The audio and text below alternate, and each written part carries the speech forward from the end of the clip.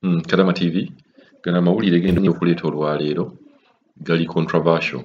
Agamu gayinza okubeera nga malungi ku bantu abamu ate ne gabeera nga si malungi ku bakadaama era abamu.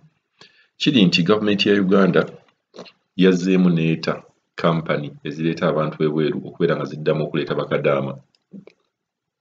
Emabegako awo gavumenti yali egamba nti basooke balindemu bakwatemu beetegereze embeera y'abakadaama eri etya, kuba bakadaama bangi nnyo bwe mumanyi nti no bafiira mu nsi z'Abawarabu ng'ate ne reports tetuzifuna. Kati eggulo yali yabateekako sanctions nga bagamba temulina kuddamu kutwala bakadaama, ddala bakadaama ebweru kuba babonaabona ne babeera nga bwe bagwa mu buzibu tebasobola kubeera nga babayamba. Enteeseganya zibadde zigenda mu maaso ze twamanyaako nti gavumenti ebadde eri mu nteeseganya ne gavumenti ddala ng'eye Saudi okubeera nga balongoosaamu ebintu nga tu-expectinga nti before okugamba nti baguddewo badde batubuulira enteeseganya ezo zaavaamu ki. Ekyo tetunnakifuna wabula ge twasembye okumanya bagamba nti bakkiriza kampani okubeera nga ziddamu okuleeta abaana. Kino ekintu kya sayidi bbiri. Kadaama atannajja e Buwarabu ajja kubeera nga musanyufu nnyo, agambye nti bulijjo twagala okujja naye nga baatugaana okubeera nga tujja.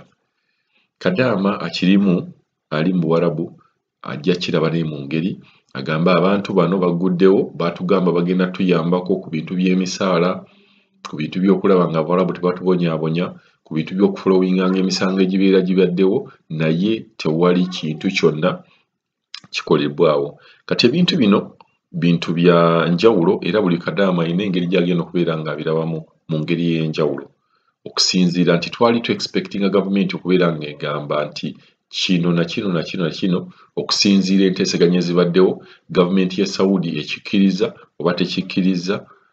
Tukkiriza bakadaama okugenda emisaala gyabwe girina okubeera nga gyeyongezebwa okuva ku mitwalo oba nga 7 okutuuka ku miliyoni ng'emu n'ekitundu oba miliyoni ng'emu emitwalo 2 kuba n'ensi endala ssente ze zifuna.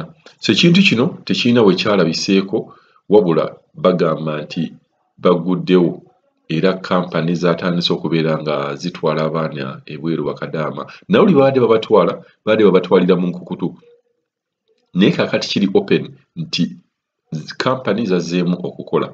Kati kino ekintu katulinde engeri gye kigenda okubeeramu kuba mulimu bakadaama kati abatakyesiga offices oba abatakyesiga kampani, mugenda kulaba bakadaama batandika okubeera nga bajja ku lwabwe nga bo. Tetumanyi gye binaggweera naye nga abakadaama abasinga abampeereza ku messages bali disappointed okubeera nga gavumenti tevuddeeyo na kiwandiiko kiraga mu kasiriikiriro kano akaaliwo kiki ekivuddemu, nteeseganya ki ezivuddemu. Mabegako awo era baayogerako nti ebintu byali baagala kusooka balabe ebintu bya COVID biri bitya. Naye nze ngamba sikiwa nti ye yali ensonga kuba ebintu bya COVID tebirina bye bikwataganirako na ngeri gye batwalamu baana bweru. Lwa nsonga si mwe mukola COVID test, omuntu agenda bugenzi mu ddwaliro n'akola COVID test n'agenda ebweru. Bw'agenda ebweru si mwe mugenda okubeera ng'ate mumuteeka mu quarantine, that is bwe zibeerayo, oba mugenda okuba mu monitoringa.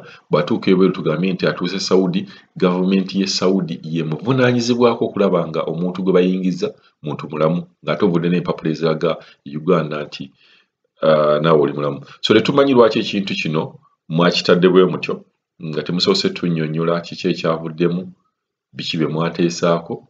Naye katugende n'ekyo kuba kampani zo zaatandise okubeera nga ziddamu okukola. Bakadaama bonna abaagala okujja okugenda mu nsi z'Abawarabu mugende bugenzi ku offices ez'e Uganda, companies ez'e Uganda, mwewandiise mulabe engeri gye munaatambulamu, then naye tulabe engeri ebintu gye bigenda okubeera nga bifolowingamu. So bakadaama abamu nga bwe mbagambye abamu bali disappointed ate abatannajja bo bali excited. Bagamba nti bulijjo baali babateekako ban okubeera nga tebagenda mu nsi z'Abawarabu naye kati bali excited tebagenda kubeera nga bajja. So katulinde gye kinaggweera.